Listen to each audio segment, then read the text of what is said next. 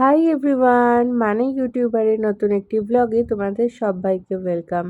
এই যে দেখো, এই বাসন দুটো মা কিনে দিয়েছে। আগের দিন তো তোমাদের ব্যাগের ভিতর দিয়ে দেখিয়েছিলাম, আজকে তাই একেবারে প্লাস্টিক থেকে বের করে দেখাচ্ছি। এটা হলো ডাল করার জন্য আর ওদিকেরটা আটা মাখার জন্য। তো চলো, এখন আমি আর স্যান্ডি দুজনে মিলে একটুখানি খাবো হচ্ছে কফি। ও আচ্ছা, গুড ইভিনিং তোমাদের সকলকে। এই যে কফির জন্য কফি পাউডার দিয়ে একটুখানি গুঁড়ো দুধ সব কিছু দিয়ে রেডি করে রেখেছি। আর কফির সঙ্গে কি খাবো বলো তো, দাঁড়াও খুলে দেখাই। এই যে দেখো, কেক, বাড়িতে বানানো, মা কেক পাঠিয়েছে, ফ্রুট কেক। তো কেকটা এত সুন্দর দেখে লাগলো যে না খেয়ে থাকতে পারলাম না। আর তাই স্যান্ডিকে বললাম যে তাহলে আজকে কফি বানাই, তুই আর আমি দুজনে মিলে একসঙ্গে কফি খাবো আর কেক খাবো। তো যেমন বলা তেমন কাজ, তাই কফি আর কেক নিয়ে দুজনে এবার খাবো। তো এখন আমি বানাতে চলে এসেছি হচ্ছে আলু কুমড়োর তরকারি। ছক্কা নয়, ছোলা তো আমি দিচ্ছি না, তাই কুমড়ো আলুর তরকারিটাই বলি। ও আচ্ছা, আজকে কিন্তু নেক্সট ডে। কালকের ব্লগটা ওইটুকুই ছিল, তারপর আর ব্লগটা কন্টিনিউ করা হয়নি। তো ভাবলাম যে তাহলে আজকে এখান থেকেই ব্লগটা শুরু করে দিই। এই যে দেখো, কুমড়োর ওপরের অংশটা বাজার থেকে কেটে নিয়ে আসিনি, ভুলে গিয়েছিলাম অ্যাকচুয়ালি বলতে, মানে কেটে দিতে বললেই কেটে দিত, তো আমি কেটে রেখে দিলাম। আর কুমড়োর এই খোসাটা একটু শক্ত অন্যবারের তুলনায়, দেখো খোসাগুলো চারিদিকে ছিটকে ছিটকে যাচ্ছে। তো এটা আমি কিন্তু ডিনার বানাচ্ছি, কুমড়ো আলুর তরকারি, আর সঙ্গে তো জানোই রুটি। পরোটা খাবো না আজকে, রুটিই খাবো। তো ভাবছি রুটিটা আজকে বানিয়েই নেব। যখন বানাচ্ছি, বানানোর আরেকটা কারণ হচ্ছে, যেহেতু মা ওই নতুন গামলাটা দিয়েছে, ওই গামলাটা আটা মাখার, ওটা আটা মাখার গামলা, মানে আটা ময়দা মাখার গামলা। তো তার জন্য ওটাতেই মাখবো বলে, ওই জন্য স্যান্ডিকে বলছি যে তাহলে আমি রুটিটা আজকে বাড়িতেই বানিয়ে নিই। যদিও ও আমাকে রুটি করতে বারণই করছিল যে আর এত কষ্ট করে রুটি করতে হবে না, চল বাইরে থেকে যেমন কিনে নিয়ে আসি কিনে নেবো। আমি বললাম যে না থাক, আজকে আমি রুটিটা বানাবোই। তো আমার মুড আছে দেখে ও আর বেশি কিছু বলল না। আর এখানে আলুটা ভাবছি যে একটাই আলু দেব, কিন্তু দেখি কতটা কি হয়। অল্প করেই কুমড়ো দিয়েছি, না আরেকটা আলু দিলে ভালো হয়। এই যে আরেকটা ছোট দেখে আলু দিয়ে দিই। অ্যাকচুয়ালি কুমড়োটা যেহেতু কম দিয়েছি, তাই আলুটা আরেকটু না দিলে একদম অল্প তরকারি হয়ে যাবে। আর আমরা রুটির থেকে, মানে রুটি বা পরোটা বা ভাত, এগুলো এই তিনটের সঙ্গেই তরকারিটা একটু বেশিই খাই। ভাত অল্প হলে চলে যাবে, রুটি অল্প হলে চলে যাবে, পরোটাও অল্প হলে চলে যাবে, কিন্তু তার সঙ্গে তরকারিটা আমাদের একটু বেশি লাগবে।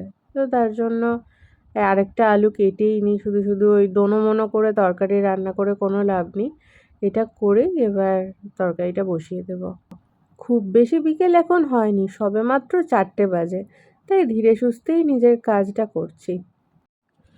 আসলে কাঁচা ছোলা বাড়িতে নিয়ে এসে রাখা নেই, তাই ভাবলাম যে কাঁচা ছোলা নেই তো কি হয়েছে, এমনিই কুমড়ো আলুর তরকারিটা করে নিই। ছোলা দিলে আরেকটু খেতে বেশি ভালো লাগতো, সেটা এখন ভাবছি। কিন্তু যাই হোক, কুমড়োটা যখন আছে, কুমড়ো আলুর তরকারি বানাই। আর এখন যেহেতু 4টে বাজে, তো স্কুল ছুটি হয়েছে, আমাদের বাড়ির সামনেই তো স্কুল, তাই ব্যাকগ্রাউন্ডে বাচ্চাদের আওয়াজটা একটু বেশিই আসছে। কিছু করার নেই, যেহেতু আমার রাস্তার ওপরেই একদম ঘর, তো এইটুকু আওয়াজ তো আসতেই পারে। তো ওইদিকে কান না দিয়ে রান্নায় মনটা দিই, আর এদিকে আমার চোখটা কিন্তু রাস্তার দিকেই আছে, গাড়ি ঘোড়া দেখছি আর রান্না করছি।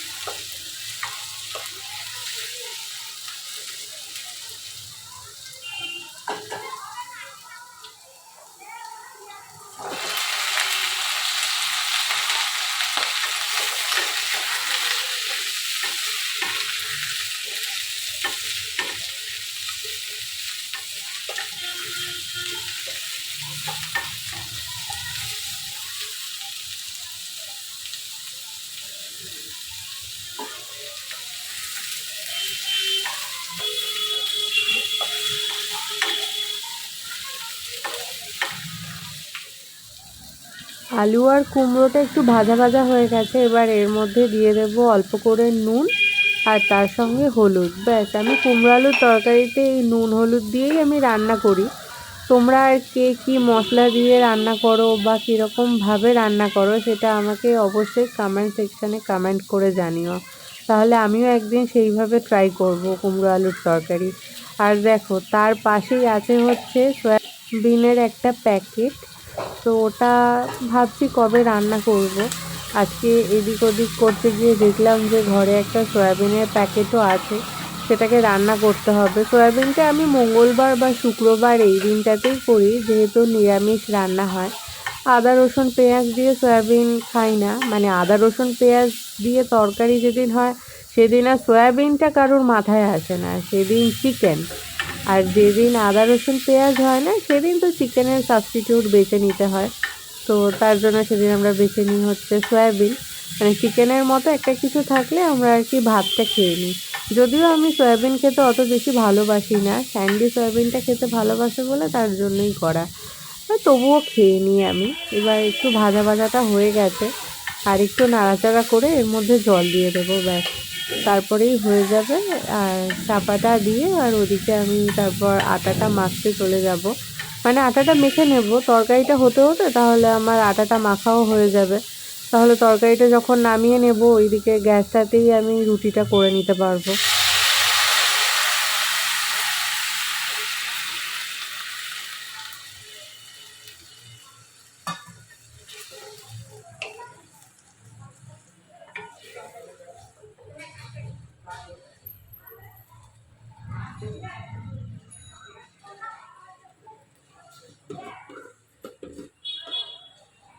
এবার এর মধ্যে আমি দিয়ে দেবো সামান্য একটুখানি চিনি, খুব বেশি নয়। কুমড়োটা যেহেতু মিষ্টি, খুব বেশি চিনি এখনই দিয়ে দেবো না, তাহলে অনেক বেশি মিষ্টি হয়ে যাবে। এবার এটা চাপা দিয়ে গ্যাসটা আস্তে করে দেবো।